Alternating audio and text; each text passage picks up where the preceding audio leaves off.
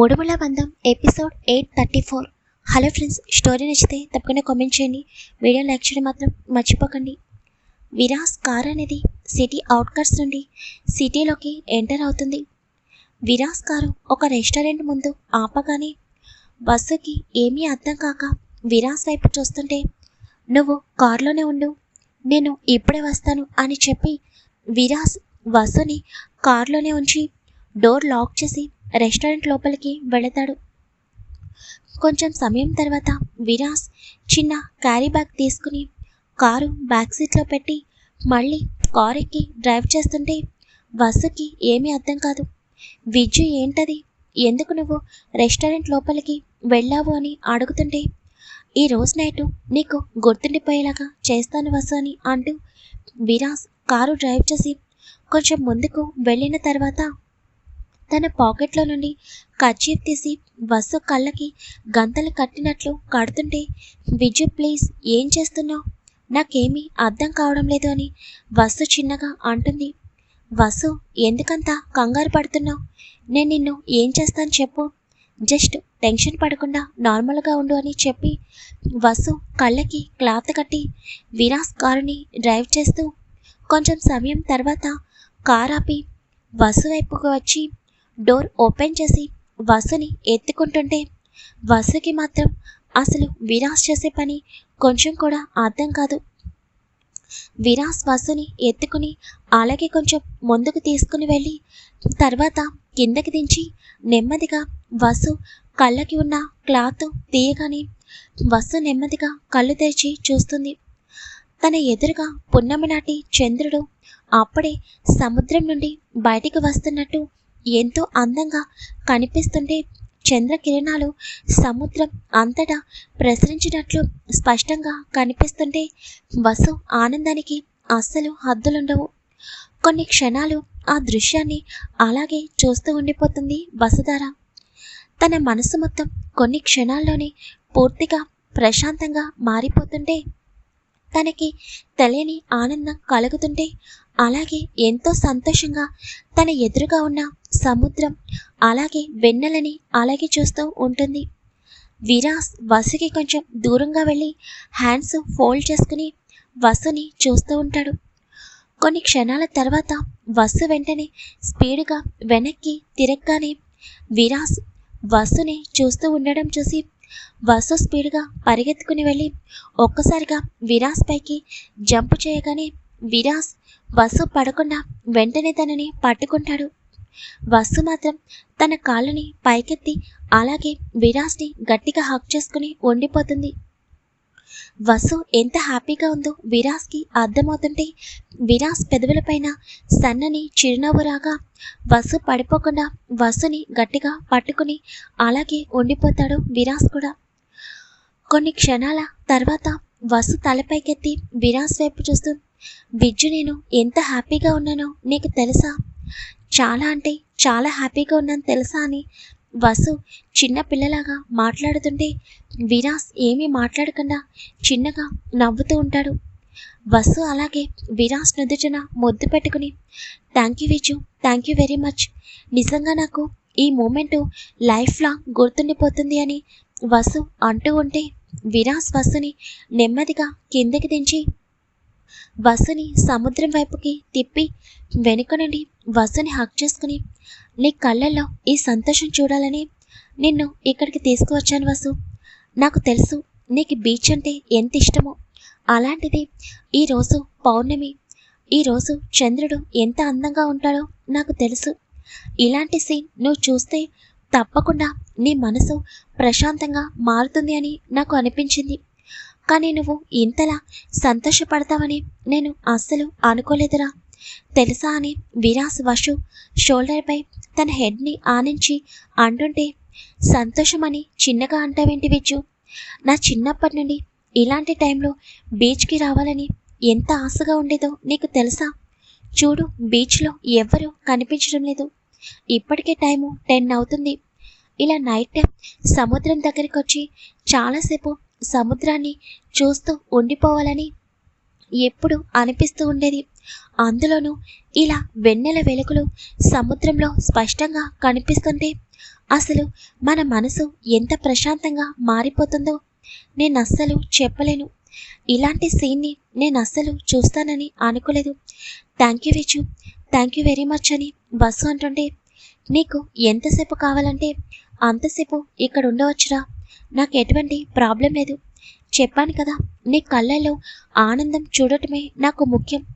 పద, ఇక్కడి నుండి చూస్తే ఒకలాగుంటుంది కానీ ఇంకొక ప్లేస్ నుండి కూడా సముద్రాన్ని చూద్దు కానీ అని విరాస్ వసుని కొంచెం వెనక్కి తీసుకుని వెళ్ళి మళ్ళీ వసుని పట్టుకుని ఒక్కసారిగా కారు పైన కూర్చోబెడతాడు. ఈసారి వసుకి కొంచెం కూడా భయంగా అనిపించదు. నిజంగానే అక్కడి నుండి సముద్రాన్ని చూస్తుంటే తనకి ఇంకా హ్యాపీగా అనిపిస్తుంటే విరాస్ వైపు చూసి విజు కమ్ అని తన 2 చేతులు చాపుతుంటే విరాస్ హ్యాండ్స్ ఫోల్డ్ చేసుకుని వసు వైపు చూసి నవ్వుతూ, అబ్బో, అమ్మాయి గారికి చాలా ధైర్యం వచ్చింది కదా, ఇందాక కారు పైన కూర్చోబెట్టగానే చాలా భయపడ్డావు, ఇప్పుడేంటి ఎంత హ్యాపీగా ఉన్నావని చిన్నగా నవ్వుతూ అంటుంటే, నా పక్కనే నువ్వు ఉన్నావు కదా విజు, ఇంకా నాకు భయం ఎందుకు ఉంటుంది అని వసు నవ్వుతూ అంటుంటే విరాస్ మళ్ళీ ఒక్కసారిగా పైకి జంప్ చేసి వసు పక్కన కూర్చుంటాడు.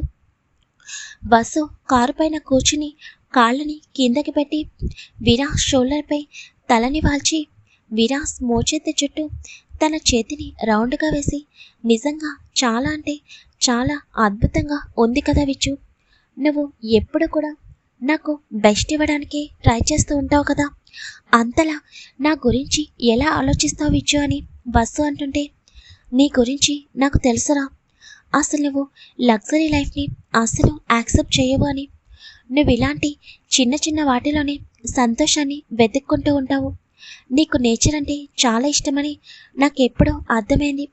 చిన్న చిన్న సర్ప్రైజ్లు, అలాగే ఇలా నేచర్ చూడడం అంటే నీకు చాలా ఇష్టం. అందుకే ప్రతిసారి నీ కళ్ళల్లో హ్యాపీనెస్ చూడడానికి నిన్ను ఇలా బయటికి తీసుకువస్తూ ఉంటాను. నిజానికి నీకు లగ్జరీ లైఫ్ ఇష్టమైతే నా ప్లాన్స్ వేరేగా ఉండేవి, కానీ నువ్వు వాటిని అస్సలు ఇష్టపడవు. అందుకే నీకు ఏమిష్టమో అవే నాకు కూడా ఇష్టం వసు అని విరాస్ చెప్పగానే విరాస్ మాటలకి వసు మనసు చాలా హ్యాపీగా అనిపిస్తుంటే, నీకు తెలుసా విజు, నేను చాలాసార్లు ఎంతో భయపడ్డాను. ఎందుకంటే నేను చిన్నప్పటి నుండి పెరిగిన జీవితం అలాంటిది. నా దురదృష్టానికి నేనే బాధపడుతూ ఉండేదానిని. నిజంగా పెళ్లి చేసుకుంటే ఆ వ్యక్తి నన్ను అర్థం చేసుకుంటాడా లేదా, నా ఇష్టాలకి ఇంపార్టెన్స్ ఇస్తాడా లేదా అని ప్రతి క్షణం ఆలోచిస్తూ ఉండేదానిని. నేనే కాదు, ప్రతి అమ్మాయి తన పెళ్లికి ముందు తన లైఫ్లోకి వచ్చే లైఫ్ పార్ట్నర్ గురించి చాలా ఎక్కువగా ఆలోచిస్తూ ఉంటుంది.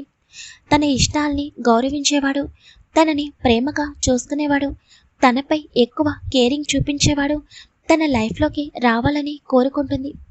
కానీ నా దురదృష్టానికి నేను భయపడుతూ ఉండేదానిని. నా లైఫ్లోకి ఎలాంటి వ్యక్తి నాకు భర్తగా వస్తాడా అని భయం వేసింది.